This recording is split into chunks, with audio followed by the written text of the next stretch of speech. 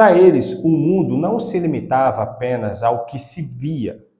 Tá? Existia uma dimensão espiritual, veja bem, onde deuses, espíritos e forças naturais estavam em constante interação com os seres humanos. Uma outra dimensão.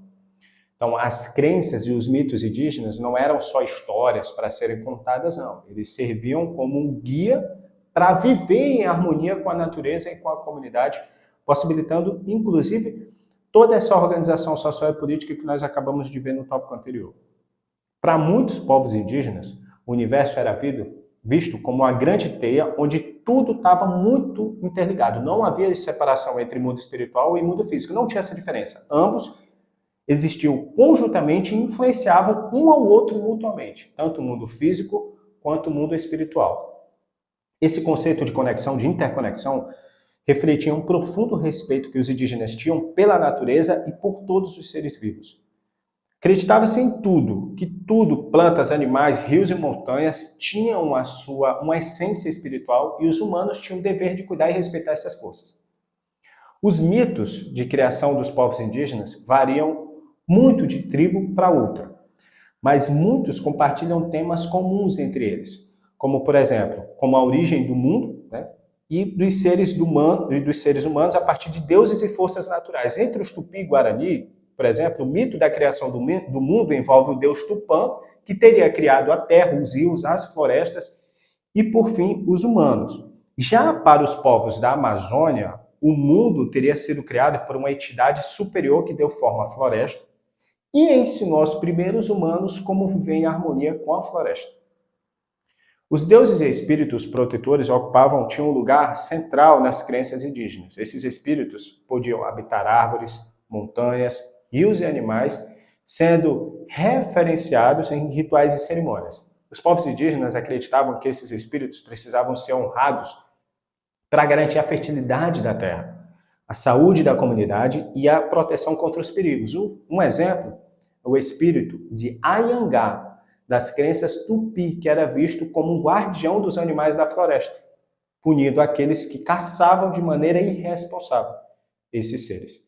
Os rituais religiosos eram eventos fundamentais, muito importantes na vida dos povos indígenas, porque marcavam ali o ciclo da natureza e da vida humana.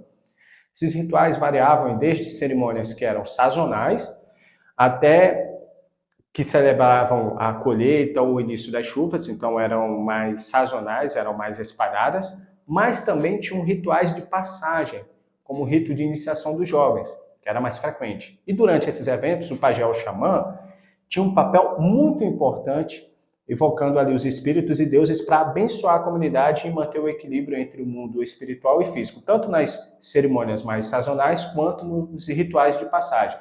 E esses rituais não eram vistos apenas como celebrações, tá? Mas também como uma maneira de manter o equilíbrio do universo.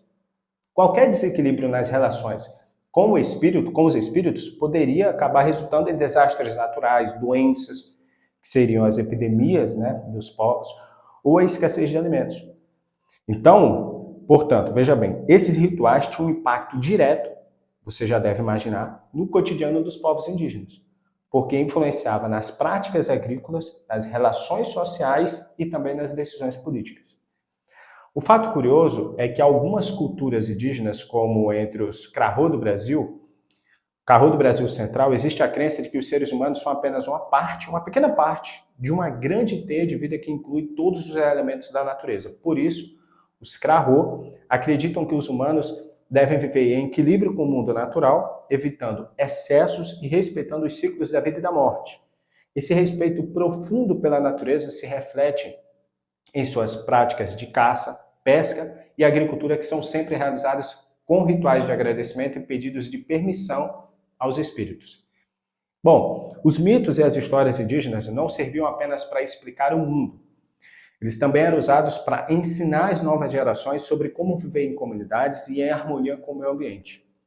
Os anciãos responsáveis por transmitir esses conhecimentos contavam essas histórias como forma de ensinar valores, técnicas de sobrevivência e o respeito pela natureza. Por meio, claro, dos mitos, as crianças acabavam aprendendo ali sobre os ciclos das estações, a importância de cuidar da terra e os perigos de desrespeitar as forças da natureza. E isso ia se passando de geração a geração. Lembrar você que se está se preparando para a prova do Enem, ainda dá tempo você garantir sua vaga na universidade dos seus sonhos.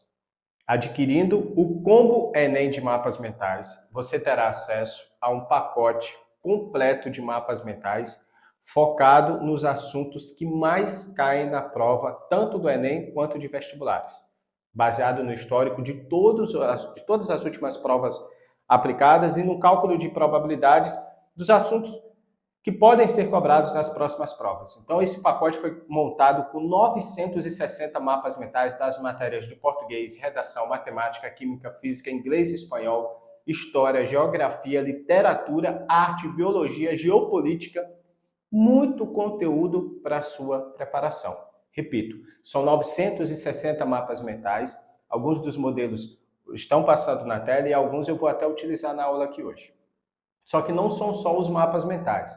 Além dos mapas, você tem acesso a 1.260 questões gabaritadas e comentadas. São mais de 1.260 questões com gabarito e com comentário para poder você entender por que cada alternativa, porque aquela alternativa é a correta e aí você faz as suas revisões. Então, é uma preparação completa. Mapas mentais, conteúdo direcionado, focado, excelente para suas revisões e até para você que ainda não deu tempo de estudar aquele conteúdo novo, com certeza os mapas mentais vão ajudar muito, além das revisões. E olha, para você que está acompanhando aqui o vídeo do YouTube, nessa aula, você clicando aqui no link na descrição do vídeo ou no QR Code que está aparecendo na tela, você vai ter acesso a essa oferta por um desconto que não dá para perder. Então não perde essa oportunidade, escaneia o QR Code, dá uma conferida na página que tem muito mais informações sobre os materiais, modelo dos mapas mentais. Eu tenho certeza que você vai ficar muito feliz com essa oportunidade porque vai te deixar à frente da sua concorrência.